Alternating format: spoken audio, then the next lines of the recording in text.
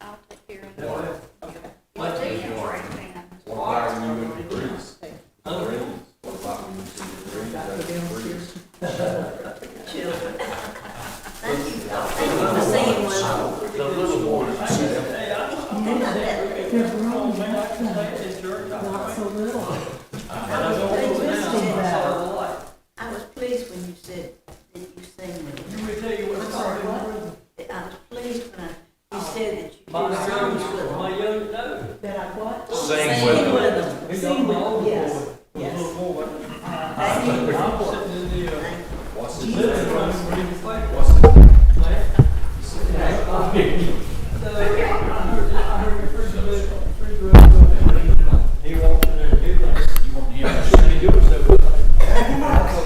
Just push it over that way.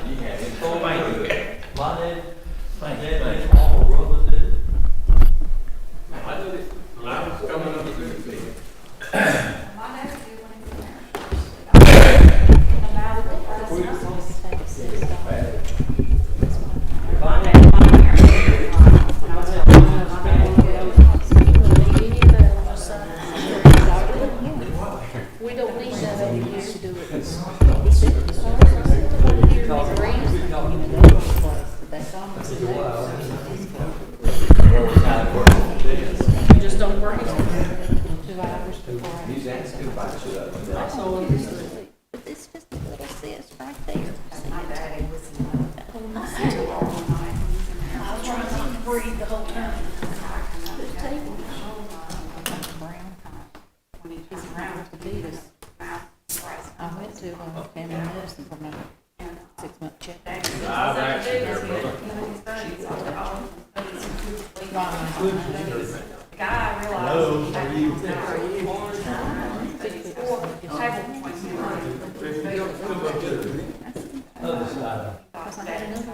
Both on the same side, is it? They did it in office. On the underside. They did it in office. Yeah.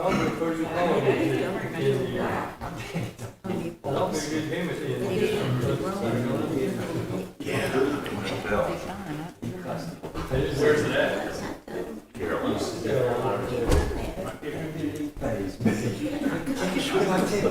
Usually not when Yeah, you're. that's my phone doesn't go to, I've always wanted to go to that. Good, maybe get a signature on it. She's still doing it.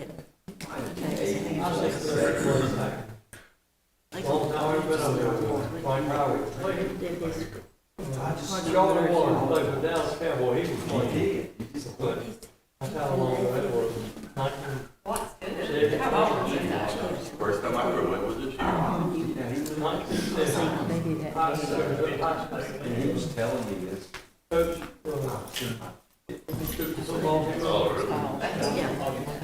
really? Oh, he drank that. They were trying to figure out why she was staying so fast. Going down Saturday. Really bad. When Bruce had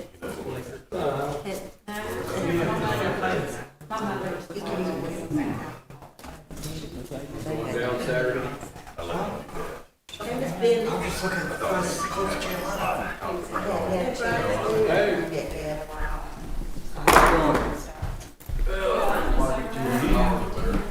She was taking right out of it. Oh, yeah. Goes off like at the house, huh? Yeah. I don't understand why you do this. I'm not sleeping.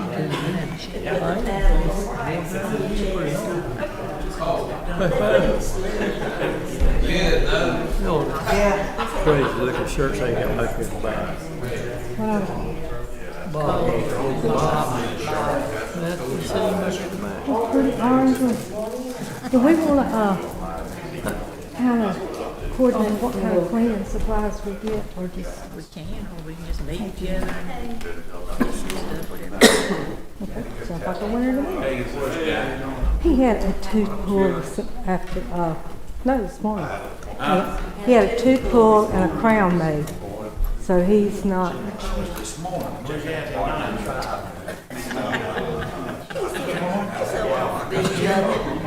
So, They are. You'd think they hated each other. Did you see this Facebook? Good. How come we could never catch anything like that? Did he have to throw it back? Why? I ran into Oh, really? Yeah, I've seen it. Huh. Wow.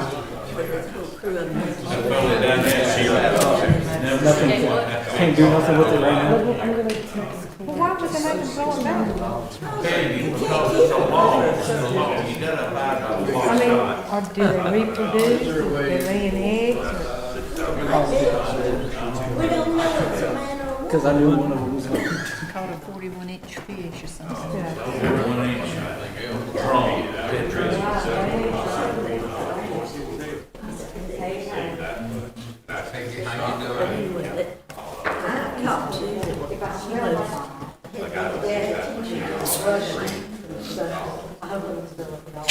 I talked to You see it? Who called it? You did? Oh, okay. He was a year ahead of me. He was in Sunday school about a month ago. Yeah. He looks so familiar to me. He's my, how old is he? He's 2 years older than me. He's 76. He was in high school. He old. He graduated in 67. They centered him with the walls.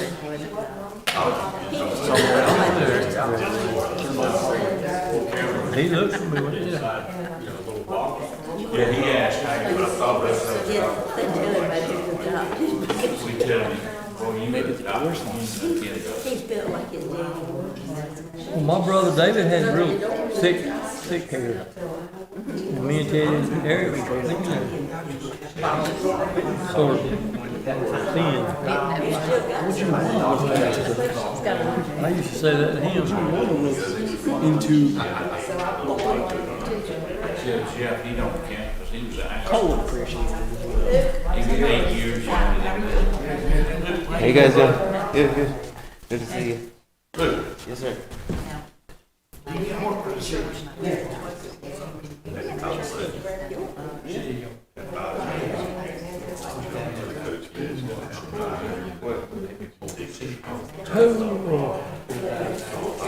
Sure, y'all going down there? Sure. Are y'all going Friday? This Is Friday? Tony taking you down to AC? If y'all show up, you might win. We hadn't planned on it. We got this festival. One more. I wouldn't mind going, but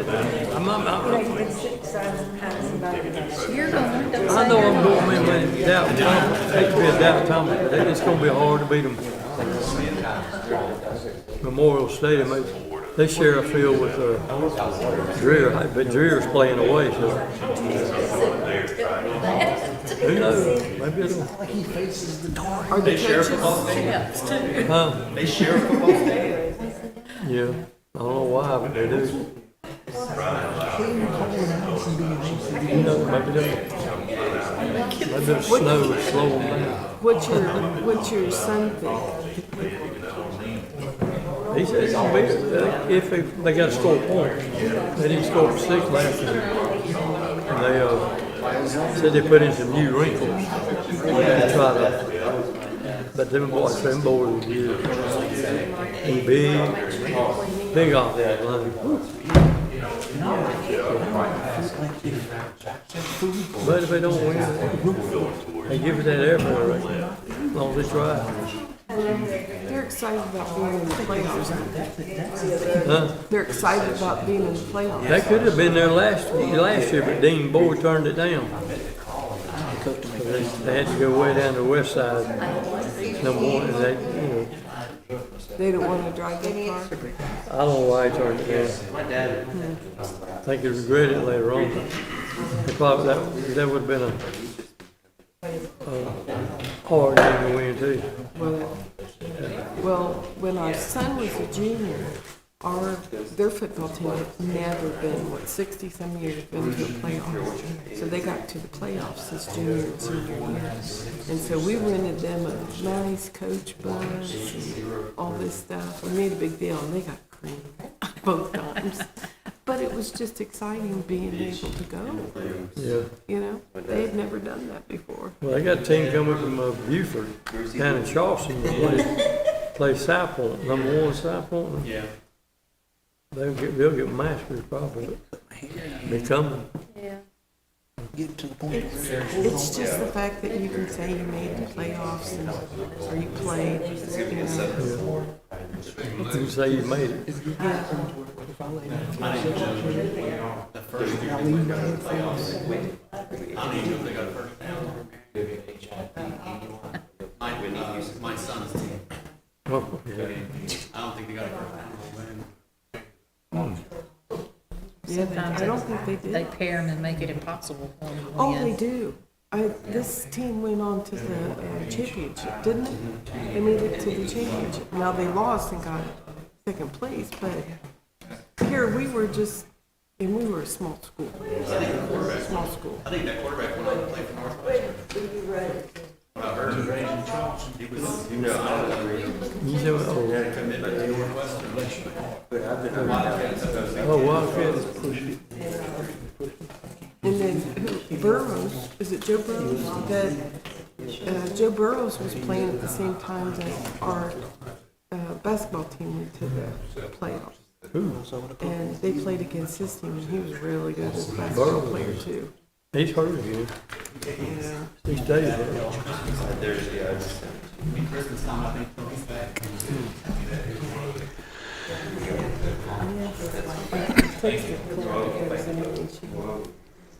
Did you see the follow-up that Susan put on there, that they had her up on a walker?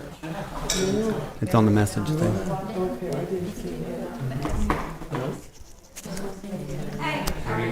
Oh, he's taking that. I'm picking my teeth.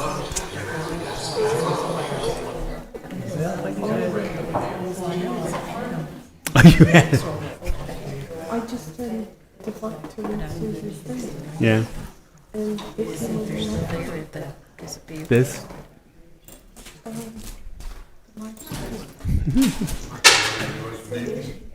probably people. Well, it's these microphones.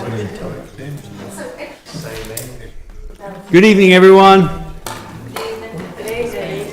It is dark outside. Did everybody see the moon? The moon is, yes. I told Howard we were walking in, and I was like, it kind of feels like it's time to go home already. Okay.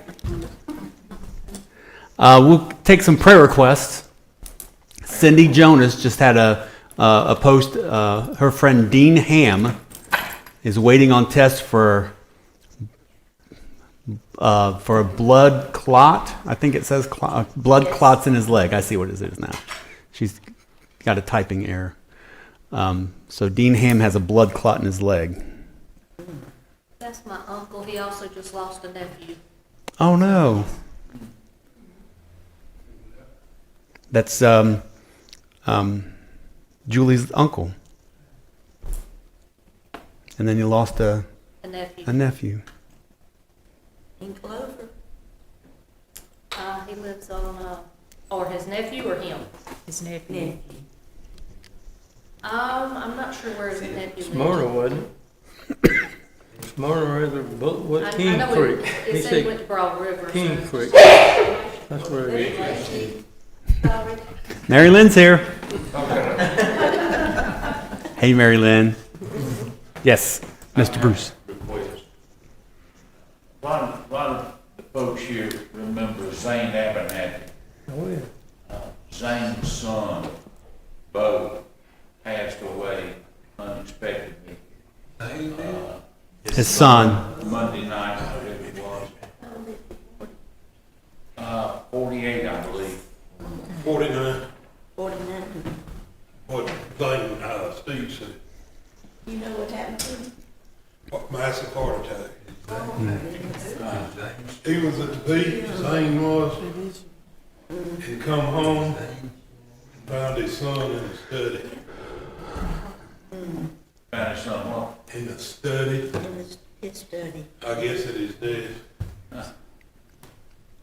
Zane Abernathy. Yeah, he was born. It's Ted Woods' cousin, Okay. Mr. Bill's nephew. And the Abernathys were all very, very, very faithful members here at Union Baptist.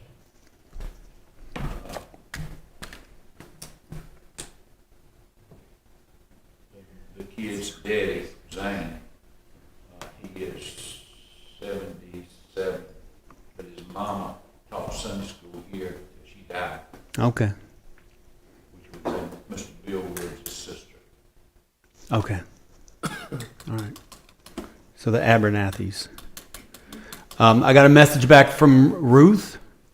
They have her up and walking around.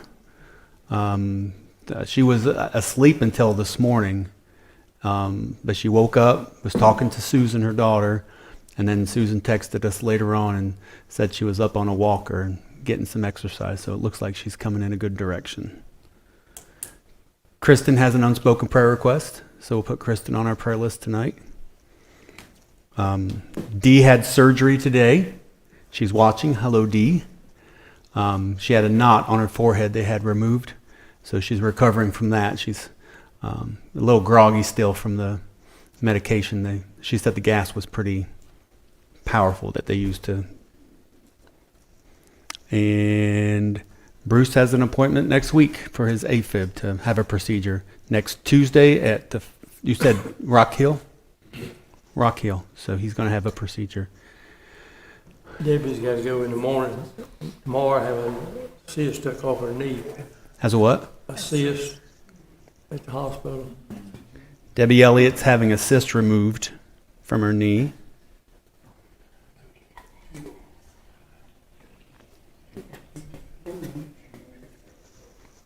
Anyone else? Did you mention Jeffrey? I did not. Jeffrey is tore a muscle from the bone up high in his leg, and he's going for MRI tomorrow. The family doctor done told him it'll take surgery to fix it. Stepped off or something. And then Clementine's having the 19th, she's having a skin cancer, took off her arm.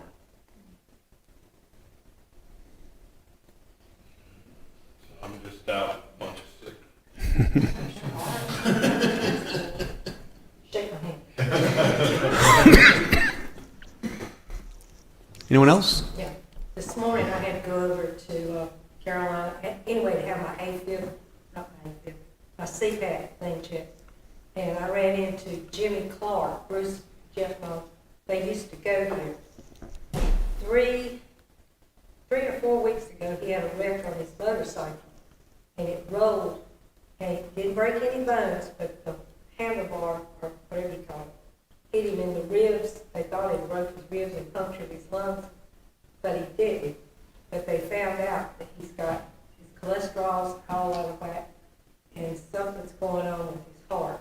So he said, I guess it's a blessing that I had the motorcycle back. So he's down there having echocardiograms and different things going on. Okay. Jimmy Clark. Jimmy, Running some tests on his heart. They're concerned about. Anything else? Jeff had a PET scan today, and he will be going for an MRI. Just pray for good results.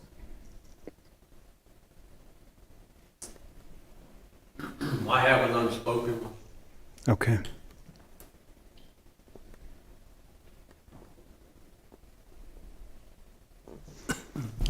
Anyone We else? pray for our country.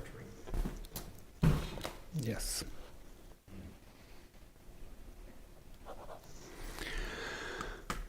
Anything else?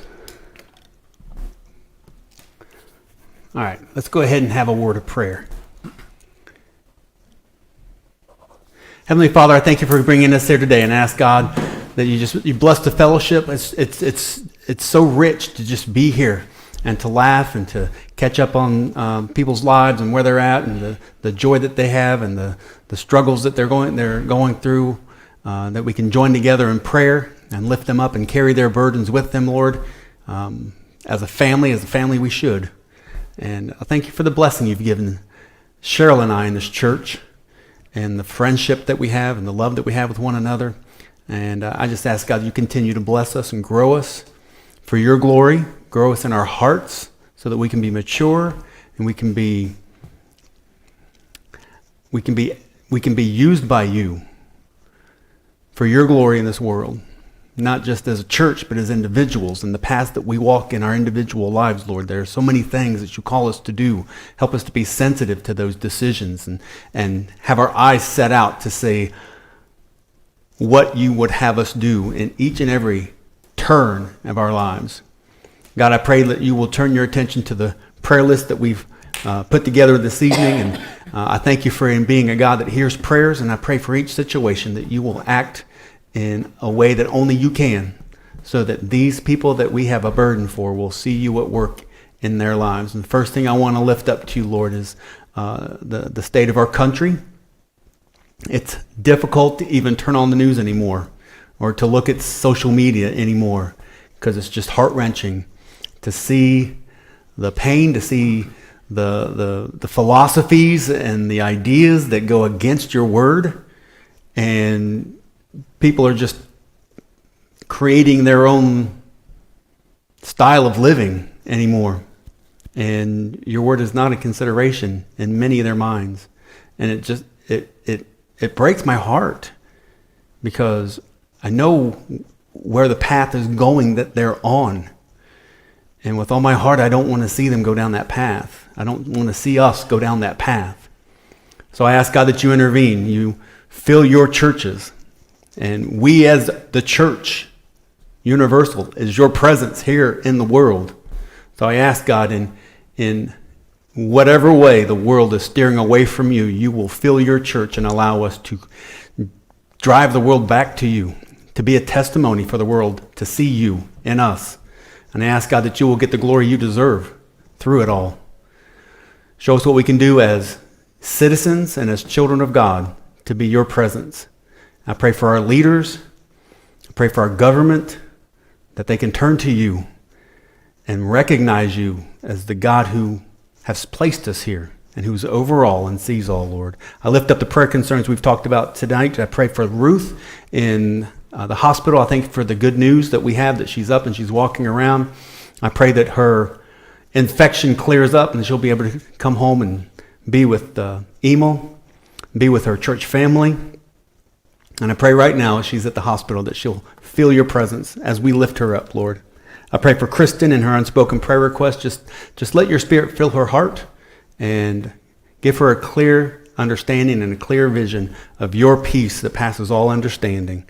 I pray for Bruce's appointment next week and ask God that it's just a simple procedure, that everything works out fine, that he takes care of his AFib and that he can come home and be healthy and be strong and be the husband that Blanche needs him to be and be the leader in this church that we desperately need him to be as well. I pray for Dee as she's home resting from her surgery, to give her healing and just let her know how much we love her and miss her. For Dean Ham, I pray for his blood clot in his leg. I ask God that you clear the clots up, that they will break up, that he'll have free-flowing veins in his legs again.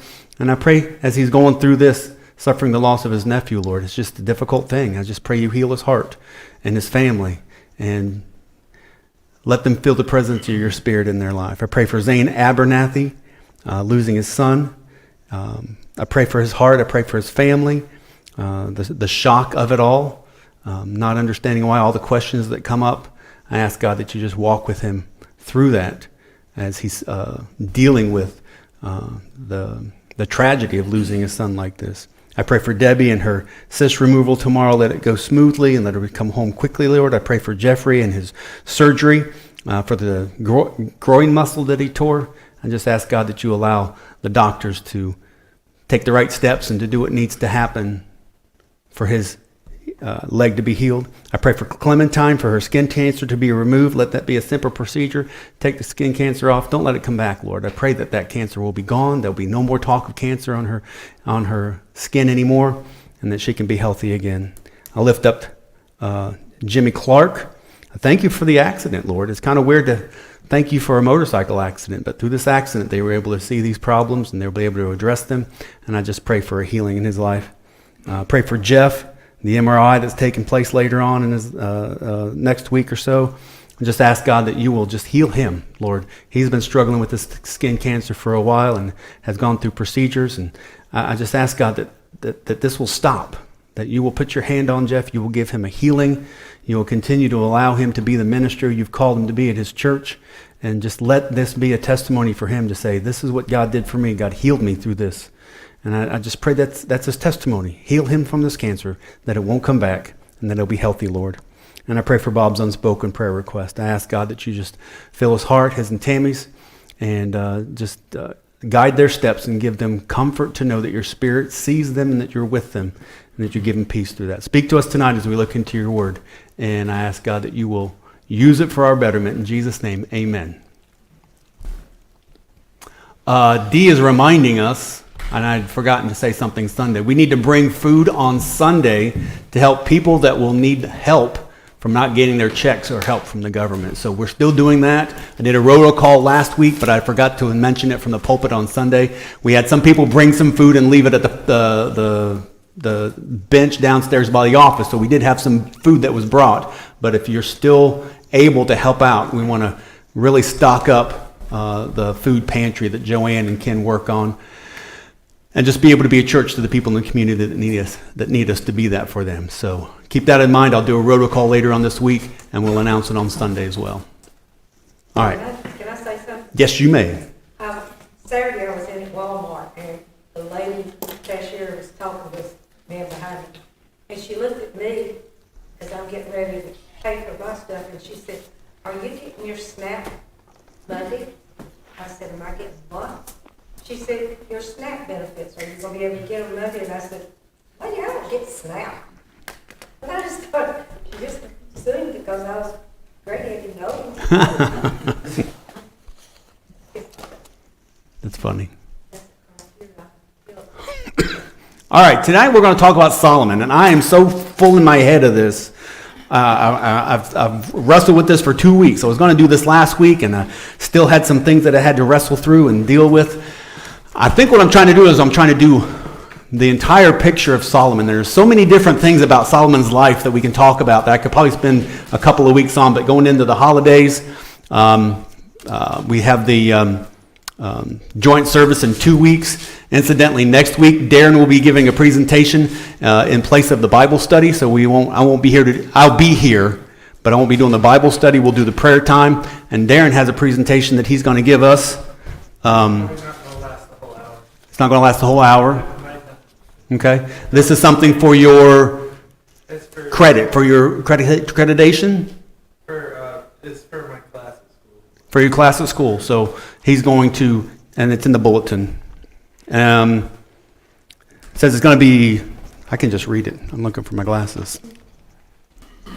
It's going to be an important and informative session focused on taking care of the incredible gift of our bodies. Darren will be speaking on heart health, sharing practical, faith-based ways to improve your physical well-being.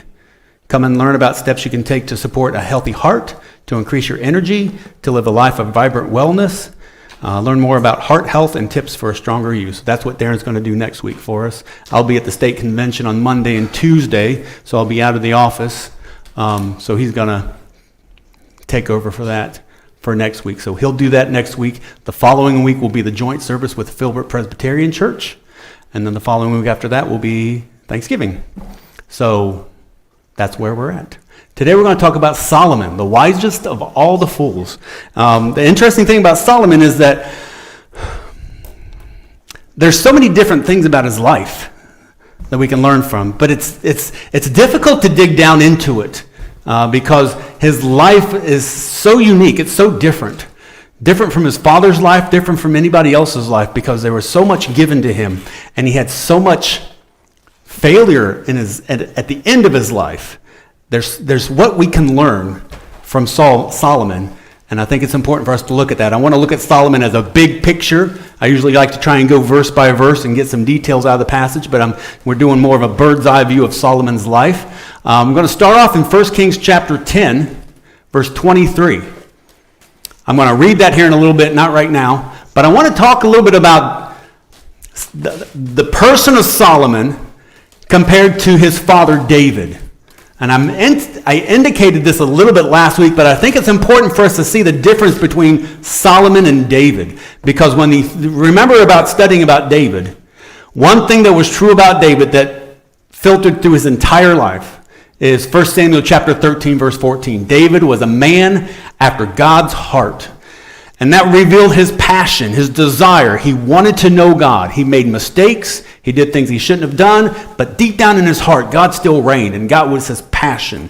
How was that different than Solomon? Where David was a man after God's heart, Solomon was a man after God's mind. Solomon was a man after God's mind. Look what it says in 1 Chronicles 1:10, or 2 Chronicles 1:10 real quick. Did I give you that one? I think it's in there. I gave him a whole list of Bible verses. So, God came to Solomon in 2 Chronicles chapter 1. Ask Solomon, ask me of anything you want, and I will grant it. Solomon asked in verse 10, give me wisdom and knowledge that I may lead these people, for who is able to govern this great people of yours?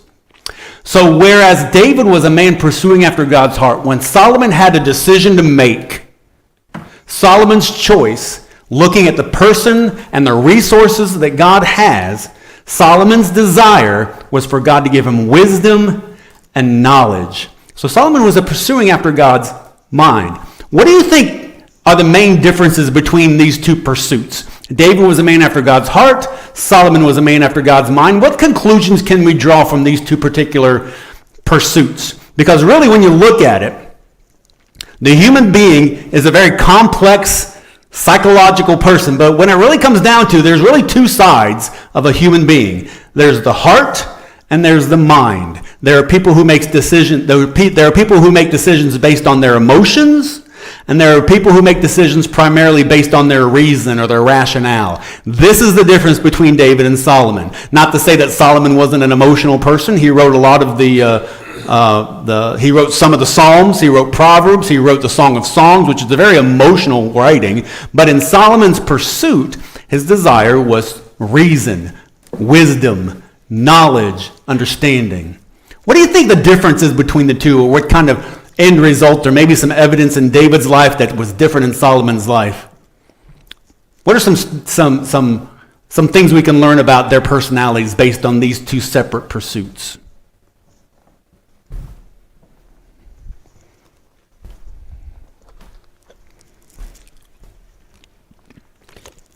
Solomon wanted to be able to provide the logical solutions to problems that would arise. Okay, Solomon wanted logical solutions for whatever problems may arise. This was a problem Moses had. Moses tried to be the judge of the entire nation of Israel, and he was overburdened, and he couldn't do it. So God called other men, faithful men, to come alongside of him and help him rule. So being wise, being a good judge, it's not a bad thing to ask for. It's not a bad thing to have, especially when you're ruling a large nation like the nation of Israel. Anything else?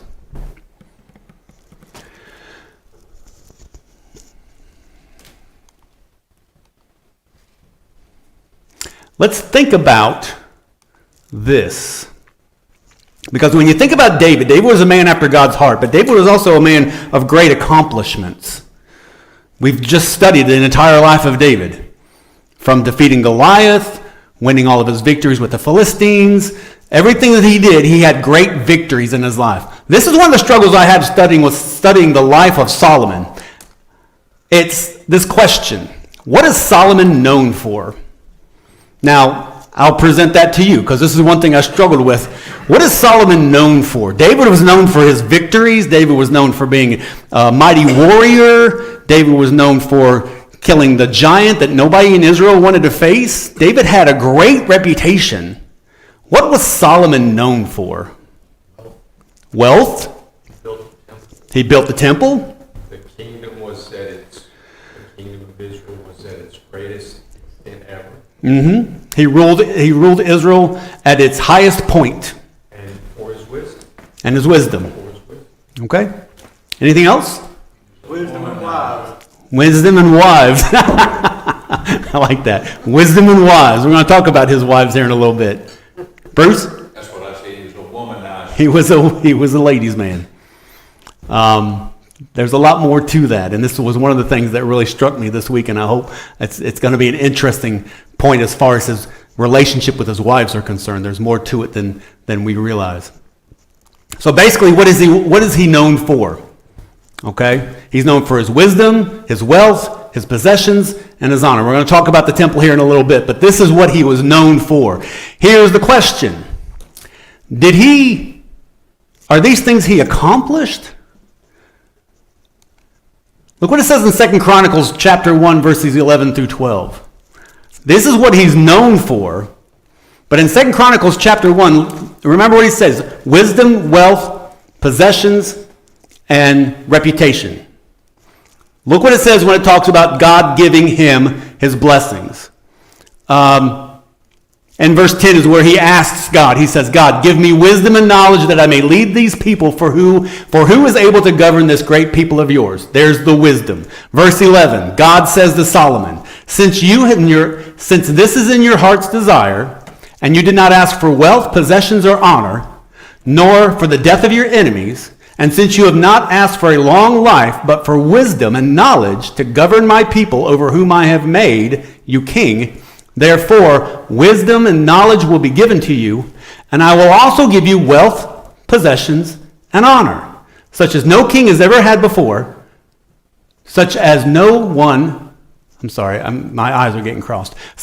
king who was before you ever had, and none after you will have. So this was an amazing thing. Solomon asked for wisdom and knowledge so that he can judge rightfully. God says that is a good thing to ask for. I appreciate that. I respect that. And as a result, I'm going to give you wisdom and knowledge plus wealth, possessions, and honor.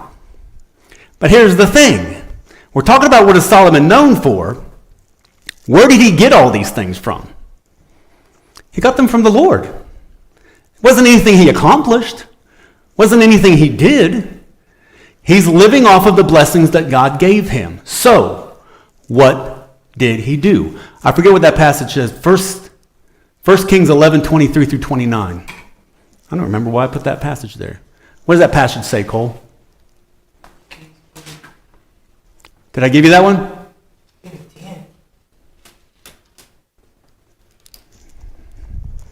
I tell you what, go back, because I can't remember why I gave you that one. So he was known for wisdom, wealth, and possessions and honor. But what did he do? Let's think about what he did. Like Greg said, he built the temple. He ruled during the most prosperous time of Israel, like Greg said. And he wrote the Proverbs, Ecclesiastes, and Song of Solomon. These are 3 books that he wrote, and he wrote some of the Psalms as well. So he had contributions, but did he really have accomplishments? Think about it in terms of comparing him to his father David, okay? David won battles. You remember that song that they would sing that made Saul so angry?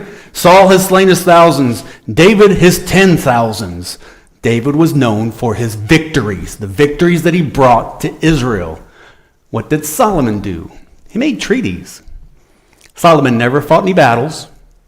He never won any wars. He never defeated any enemies.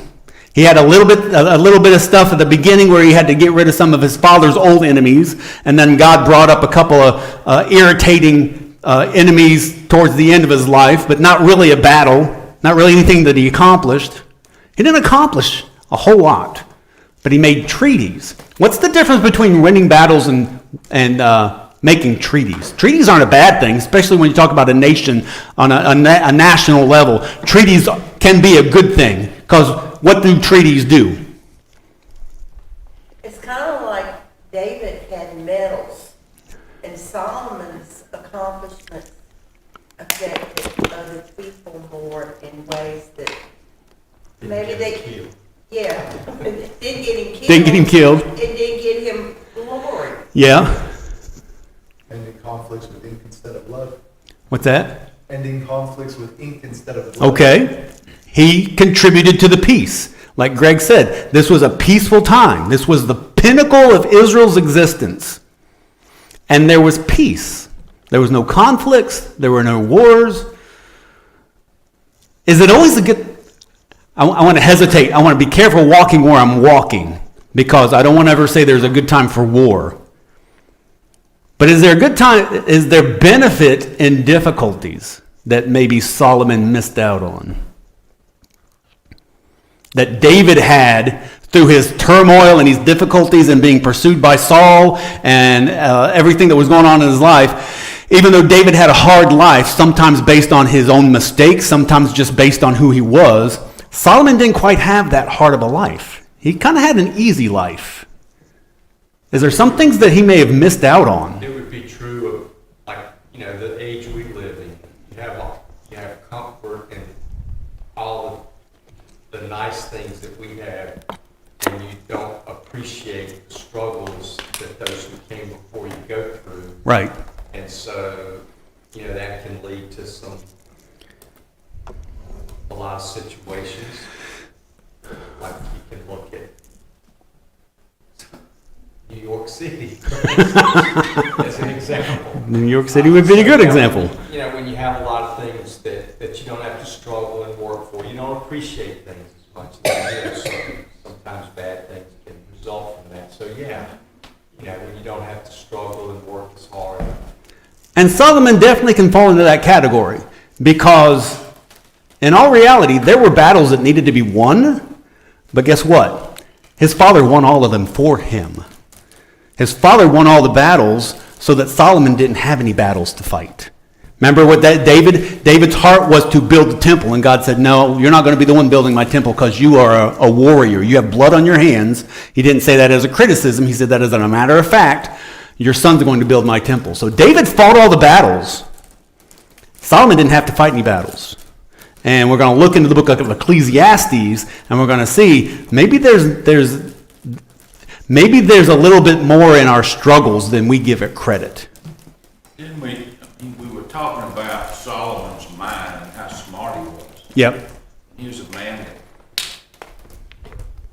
1,400 chariots. Mm-hmm.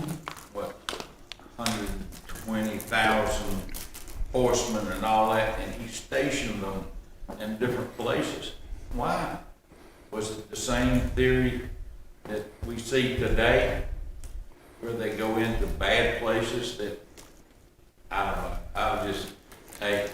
I think a lot of this... To me, if he was smart and he had all these chariots and all these horsemen and everything that he had, and he stationed them in different places, was it not for peacekeeping? Was that where some of the treaties come in? I don't know. It's an interesting question, because I'm going to bring up something a little bit later on about all the chariots and all the horses that he had, and some insights about that. But it's interesting that you would say that he would have all these chariots and horses. He would have them posted and positioned militarily, strategically. Why?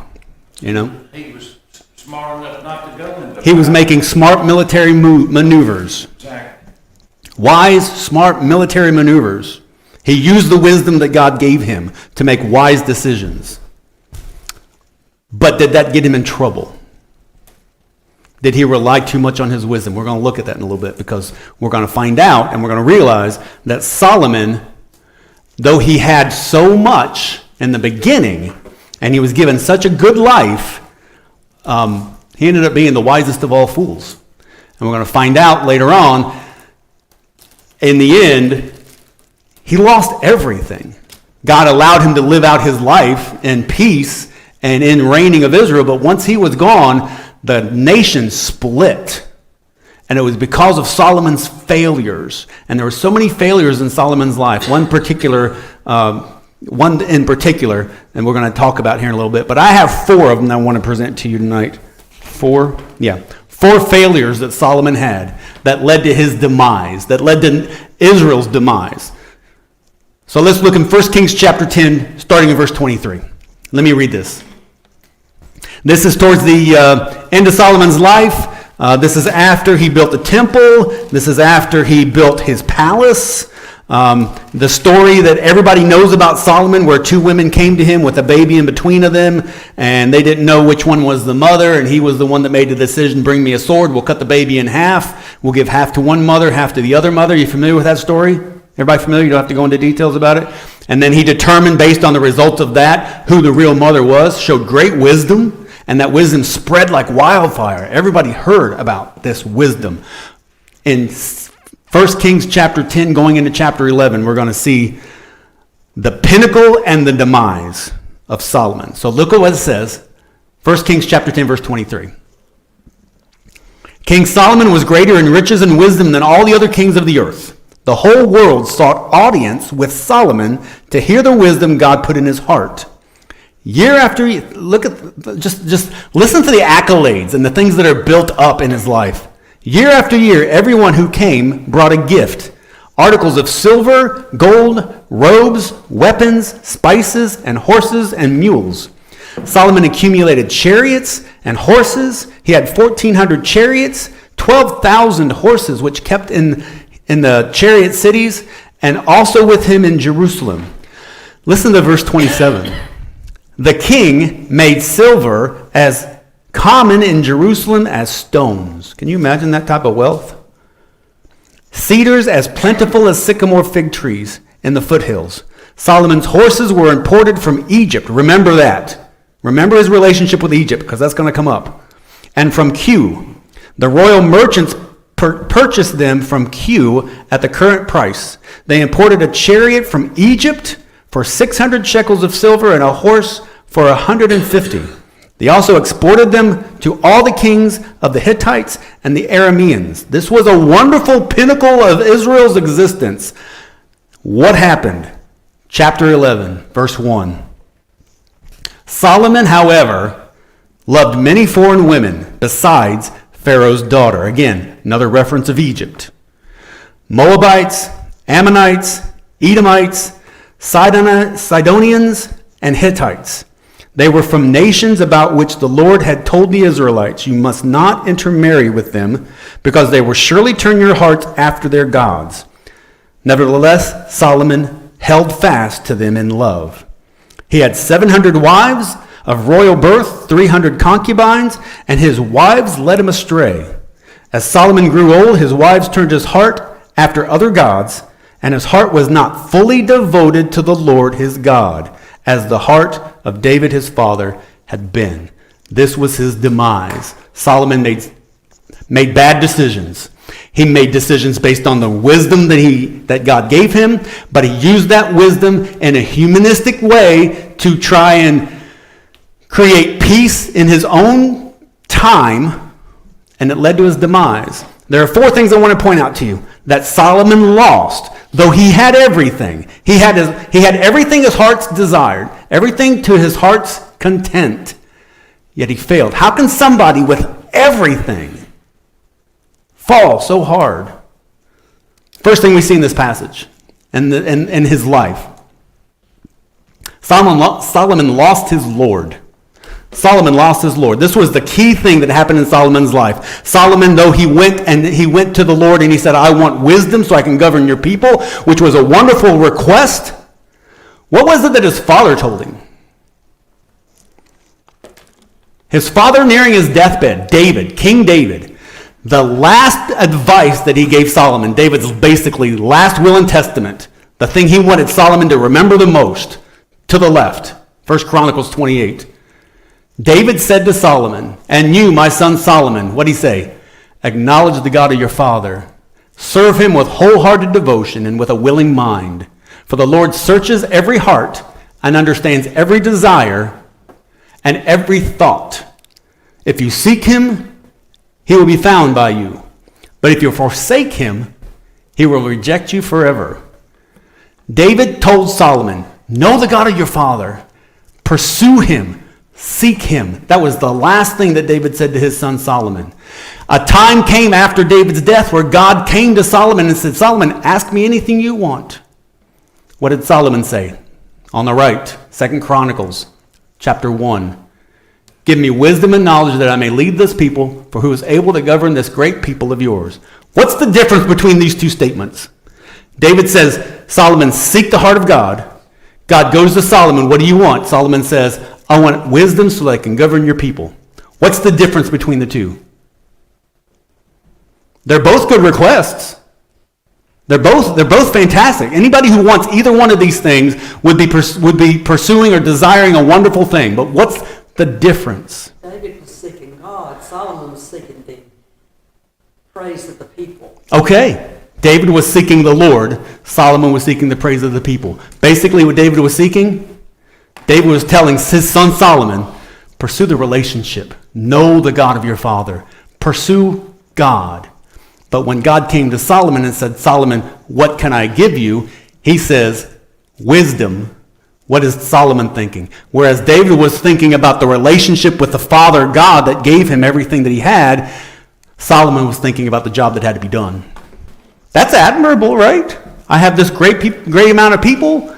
I need to have wisdom to govern them.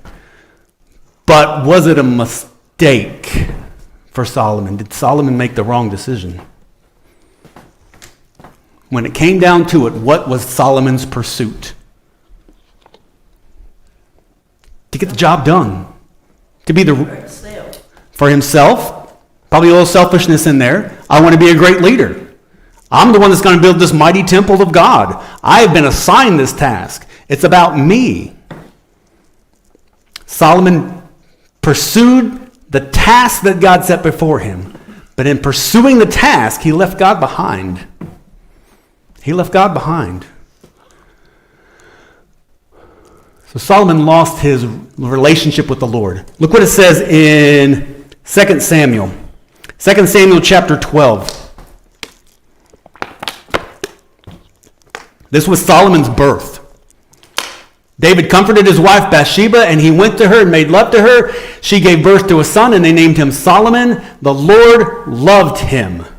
And because the Lord loved him, he sent word through Nathan the prophet to name him Jedediah. So when Solomon was born, he grasped the heart of God. Look what it says in 1 Kings chapter 11, verse 9 through 11. This is towards the end of his life. We go from a God who loved Solomon to verse 9 of 2 Kings 11. The Lord became angry with Solomon. Why? Because his heart had turned away from the Lord, the God of Israel, who had appeared to him twice. Although he had forbidden Solomon to follow other gods, Solomon did not keep the Lord's commands. The Lord said to Solomon, since this is your attitude and you've not kept my covenant and my decrees, which I commanded you, I will most certainly tear the kingdom away from you and give it to one of your subordinates. Yeah, we'll stop there. So we go from God who had a love for Solomon to a God who was angry with Solomon. Why? Because Solomon walked away from God. Solomon chased a pursuit, a task. He disobeyed God's commands.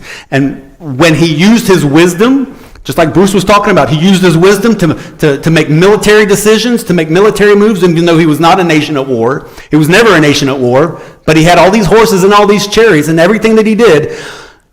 Think about this. Look what it says in Deuteronomy chapter 17. This says a lot. I almost just did a Bible study just on this passage. Because in Deuteronomy chapter 17, it's the law that Moses had written.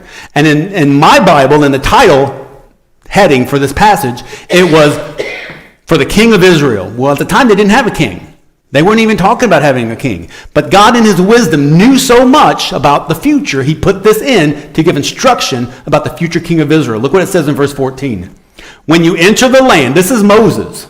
This isn't Joshua. This isn't anybody in the wilderness. This is Moses. When you enter the land the Lord your God is giving you and have taken possession of it and settle in it, and you say, let us set a king over us like all the other nations around us, which is what they said, right? Verse 15. Be sure to appoint over you a king the Lord your God chooses, which Solomon was. He must be from among your fellow Israelites. Do not place a foreigner over you, one who is not an Israelite. Verse 16, listen to this. The king, moreover, must not acquire great numbers of horses for himself or make the people return to Egypt and get more from them. For the Lord has told you, you're not to go back that way again. Okay, what did Solomon do wrong already? God said all the way back to Deuteronomy, don't amass all these things for you, these horses. And when you're looking for more horses, moreover, don't go back and do business with Egypt because of what happened. Because I made a command, do not go back to Egypt. You know what Solomon did? I think I got it here coming up. Maybe not. 1 Kings chapter 3, verse 1.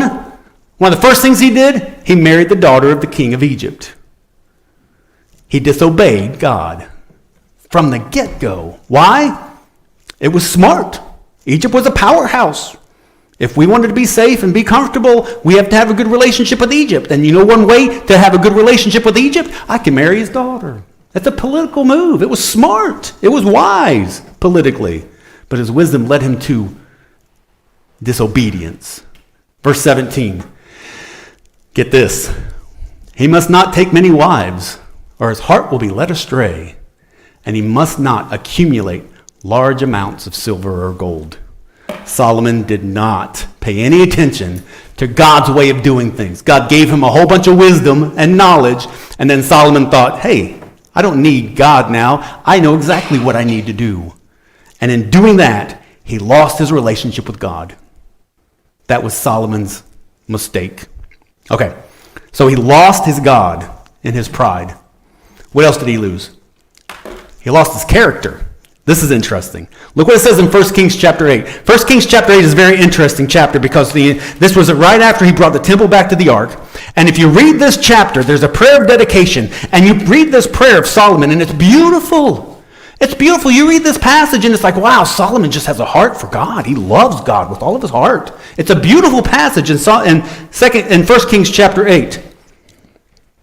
And then, after he presents this to God, then he turns to Israel. And listen to what he says to Israel. Right after the temple's done, the palace is done, the ark is where it belongs, just like his father did years ago. Verse 56. Listen to what Solomon says to his people. When Solomon had finished all these prayers and supplications to the Lord, he rose from before the altar of the Lord, where he'd been kneeling with his hands spread towards heaven. Verse 55. He stood and blessed the whole assembly of Israel in a loud voice, saying, Praise be to the Lord, who has given rest to his people. Rest to his people Israel, just as he had promised. Not one word has failed of all the good promises he gave through his servant Moses. Blessings to God. Boy, he is worshiping God. He's being a great spiritual leader here. Verse 57. May the Lord our God be with us as he was with our ancestors. May he never leave us or forsake us. May he turn our hearts to him to walk in obedience to him. He's talking to the people of Israel, right? Turn our hearts to him to walk in obedience to him and keep the commands and decrees and the laws he gave our ancestors. Verse 59. And may these words of mine, which I have prayed before the Lord, be near to the Lord our God day and night, that he may uphold the cause of his servant and the cause of the people of Israel, according to each day's deed, so that all the people of the earth may know that the Lord is God and that there is no other. Verse 61. And may your hearts be fully committed to the Lord your God, our God, to live by his decrees and obey his commands as at this time. That's a beautiful statement, right? What's the problem? He's calling Israel to have their hearts fully committed to the Lord. All the while, where was Solomon's heart? 1 Kings chapter 11, verses 1 through 4. 1 Kings 11, 1 through 4. I just read this. You want to know where Solomon's heart was? King Solomon, however, loved foreign women besides Pharaoh's daughter, Moabites, Ammonites, Edomites, Sidonians, and Hittites. We don't have to read anymore because you get the notion. Solomon lost his character. He held Israel to a standard that he wasn't willing to keep himself. Now, maybe he had a rationale. Maybe he had, I understand this is what God's law says, but militarily thinking, politically thinking, I got to have these great relationships with all these nations, and the best way for me to do it, rather than sit there and work out a treaty, I just marry their daughters. That solves a lot of problems, because now we're family. They're not going to go to war against family. Solomon made decisions that went against God's laws. Solomon was given everything. 1 Chronicles chapter 1, verse 7 through 12. Look what that says. 1 Chronicles 1, 7 through 12. That night God appeared to Solomon, ask me for whatever you want. Jump to the next page. I'm trying to hurry because I'm taking up too much time. Verse 11. God said to Solomon, since this is in your heart, this is your heart's desire, and you have not asked for wealth, possessions, and honor, nor for the death of your enemies, and since you have not asked for a long life, but for wisdom and knowledge to govern the people, verse 12, therefore wisdom and honor, knowledge I will give you, but I will also give you wealth, possessions, and honor. Remember that. Wealth, possessions, and honor. God gave Solomon everything he could ever want. He had 700 wives, and he had 300 concubines, but what was the problem?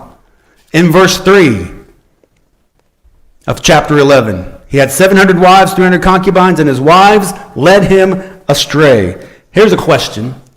What's the difference between making a decision and allowing yourself to be influenced? Is there a difference between the two? Because I think we kind of see this in Solomon's life.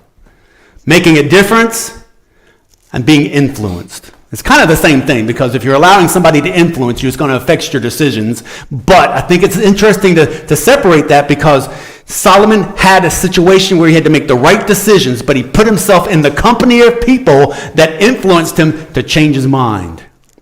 Solomon lost his character. He lost who he was.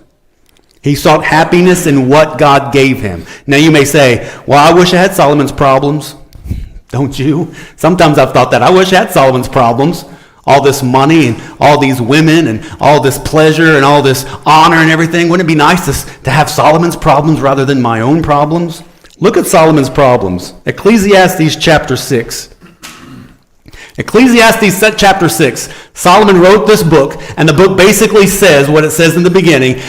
Everything is meaningless. Vanity of vanities, all is vanity. Solomon spent the entire book of Ecclesiastes describing how he pursued all these other happinesses from the blessings that God gave him, and it all came to nothing. Look what it says in verse 6, 1 through 12, chapter 6, 1 through 12.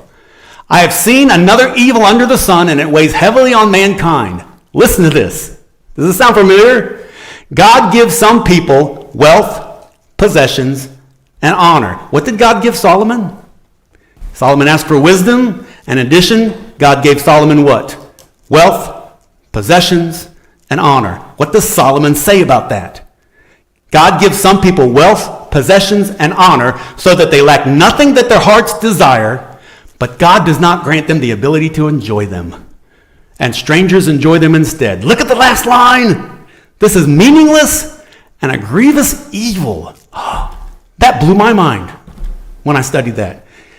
We look at that. God gave Solomon wealth, possessions, and honor. And Solomon said, God, that was the worst thing you could have done for me. That was considered evil. And I mean, I'm to the point where it's like, is Solomon blaspheming God here? I mean, that's really just kind of what he's doing here. Solomon took everything that God gave him, and he dedicated himself to those things for his happiness. And he said it's worthless and it's meaningless. Look what it says in Ecclesiastes chapter 7. Talk about all the women that he had. Talk about all the women that he had. Look what it says in chapter 7, verse 27. Look, says the teacher, this is what I've discovered. Adding one thing to another to discover the scheme of things, while I was still searching but not finding, I found, listen to this, I found one upright man among 1,000, but not one upright woman among them all. That's kind of bleak, isn't it? One righteous man in 1,000, but among women, I've not found a single one. Now, is Solomon being sexist? Of course, there are many honorable women. There are many honorable women listed in God's word. What is he saying? He's got 700 wives and 300 concubines. Every day they're there. Guess what? He doesn't trust a single one of them. Isn't that terrible? He has all those women, and men were like, oh, wow. Us men are like, yeah, I have all these women. That would be fantastic. Solomon's like, I can't trust a single one of them. I turn my back on any of them that could slit my throat. This is what Solomon's wisdom led him to. Finding pleasure and happiness and joy in the world, and he lost his character. Look what it says in 1 Kings chapter 3, verse 3. This is Solomon in a nutshell. Solomon showed his love for the Lord by walking according to the instructions given to him by his father David. That's a good thing, right? Except that he offered sacrifices and burnt incense in the high places. Do you realize, for many of us in many of our situations, the balance of our character, listen to this, the balance of our character is in the accept. The balance of our character is in the accept. We can do great things. We can follow the Lord's instruction. We can walk according to his will. We can show him love. We can do everything God wants for us, except, and then some little thing that seems meaningless. Our character is found in the accept, and we have to challenge ourselves in the mirror and say, what is my accept? Because Solomon's accept led to his demise. What is my accept? What do we need to get rid of? Solomon lost his character. Solomon lost God. Solomon lost his character. What else did he lose? We'll do this quick. He lost his people. Back up. He lost his people. Look what it says in 1 Kings chapter 12, verse 1 through 4. This is after Solomon died. The new king is on the throne, Rehoboam, and the people are rebelling. This is where the nation of Israel split into the northern kingdom and the southern kingdom. Rehoboam ended up being the king over the southern kingdom. Jeroboam, unrelated, ended up being the king over the northern kingdom. This is how it happened. Verse 1. Rehoboam went to Shechem, for all Israel had gone there to make him king. When Jeroboam, son of Nebat, heard this, he was still in Egypt, where he had fled from King Solomon. He returned from Egypt, so they sent for Jeroboam, and he and the whole assembly of Israel went to Rehoboam and said this, your father. Who's his father? Who's Rehoboam's father? Solomon. They're talking about Solomon. Your father put a heavy yoke on us, but now lighten the harsh labor and the heavy yoke he put on us, and we will serve you. What are they saying? Your father worked us like slaves. We didn't work harder. I don't know if it's safe to say. We didn't work this hard since we've been in Egypt. Probably safe to say. Rehoboam gave no consideration to this complaint. That's why the nation split, practically speaking. The nation split because God initiated it, and the nation split because of Solomon's sin, but this is the practical reason on the ground why it split. Rehoboam would not give in to the people, so the people split. Solomon's failures led to a loss of his people. Remember what it says in Deuteronomy chapter 17? Deuteronomy chapter 17. He accumulated horses. He accumulated, there it is, 17, 14. When you enter the land the Lord your God has given you and taken possession of it and settled into it, and you say, let us have a king, verse 15, be sure to appoint a king over you, that the Lord chooses. He must be from among your fellow countrymen, Israelites. Do not place foreigners over you. Verse 16, the king, moreover, must not acquire great numbers of horses for himself, or make the people return to Egypt to get more of them. What is Moses saying? Basically, God gave Solomon blessings. God overloaded Solomon blessings. What did Solomon do? Kept them all for himself. He accumulated these things. He kept them to himself, and he worked his people like slaves. They were accomplishing what God said to accomplish, but he still worked them like slaves. They obviously did not have the same blessings that Solomon did. What else did he do? He accumulated horses that God said don't do. He also said, don't make the people go back to Egypt. What did Solomon do? He did business with Egypt regularly. He married the daughter of the Pharaoh. He took him back to Egypt. What did Solomon do? He completely disregarded the history of Israel. God said, I saved you from Egypt. Do not go back down there. Solomon says, it's good business. It's good politics. I know God doesn't want us to go back there, but you know what? Egypt can do a lot of good for us. He disregarded their history. He married many women. We talked about that. We talked about what he ran into with that. And he says, don't marry many women, or his heart will be led astray. And he must not accumulate large amounts of silver. It's exactly what he did. What was it that Solomon did? How did he lose his people? He lost his people because Solomon was the center of attention. God gave me all these blessings, and I kept them all for myself. It was a me first rule in Israel. So he lost his people. And then finally, one last thing before we go. He lost his God, he lost his character, he lost his people. Finally, he lost his kingdom. Look what it says in 1 Kings chapter 11, verse 6. 1 Kings 11, verse 6.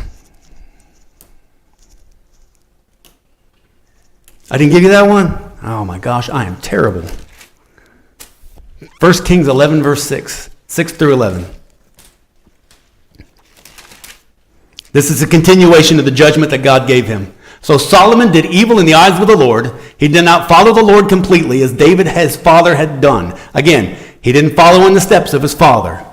Whose steps did he follow into? Read on. On a hill east of Jerusalem, Solomon bought a high place for Chemosh, a detestable god of Moab, and for Molech, the detestable god of the Ammonites. He did the same for all the foreign wives who burned incense and offered sacrifices to their gods.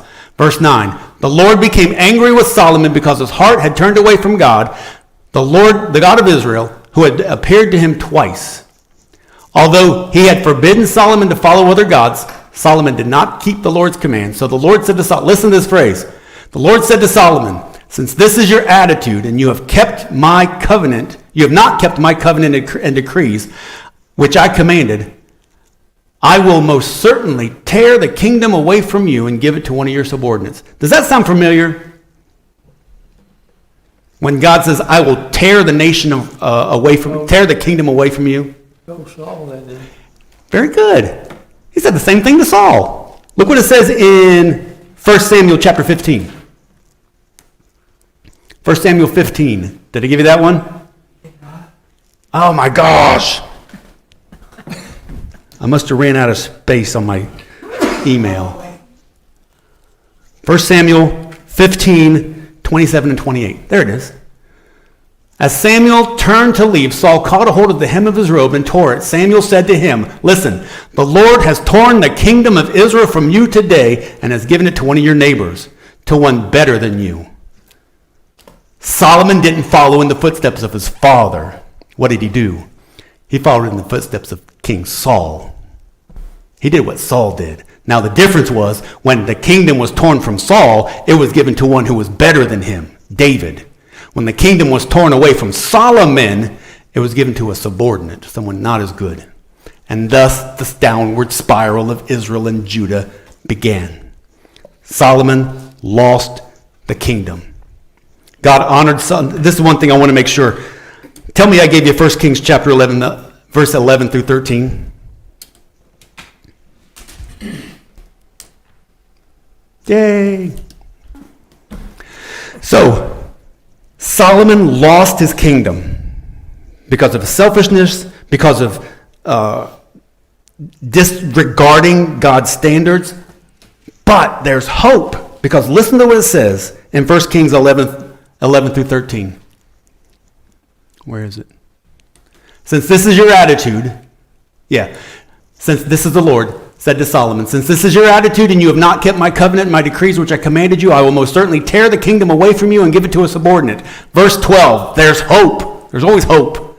Nevertheless, for the sake of David your father, I will not do it during your lifetime.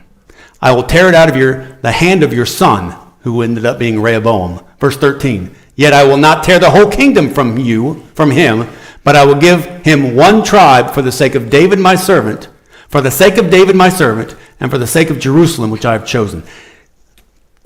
Key here. Solomon made so many mistakes. Solomon lost the kingdom, followed in the footsteps of Saul. But what did God decide at the end? I'm going to tear the kingdom away from you, but because of your father David, I'm not going to do it in your lifetime. Because of your father David, I'm going to leave one strand under your son's rule to continue in the southern kingdom. God gave mercy. Why did God give Solomon mercy? Not because of Solomon, but because of his father. The faithfulness of his father led to blessings of a disobedient son. Can that hit us in our hearts right now? Because many of us want to see God doing great things in our children. We want to see our children raised up to be godly people, and that doesn't always happen. It really doesn't. Where does that leave us? Where did that leave David? David led a faithful life, and because of that faithful life, even though Solomon led a disobedient life, Solomon went his own way, God showed Solomon mercy. Why?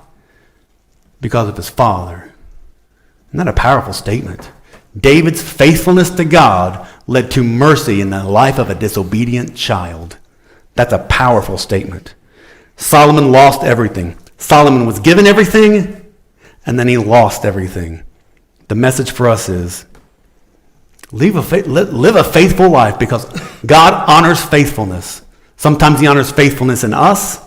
Sometimes, based on Solomon's life, he honors faithfulness in generations to come. That's a powerful statement. That really is. I wanted to get that in before we closed. Any questions? Let me close in a word of prayer. Heavenly Father, I thank you for this lesson, and ask God that you allow us to see Solomon as a lesson for us and David and his relationship with Solomon. Let us be faithful men and women for you, not only for our lives, but for what we pass on to our children. Whether it be lessons, whether it be teachings, whether it be an example, whether it just be faithfulness. Because of our faithfulness, you pass on that mercy to our children, Lord, just like you did with Solomon and David. Glorify yourself in this message, and I pray all this in Jesus' name. Amen. Thank you.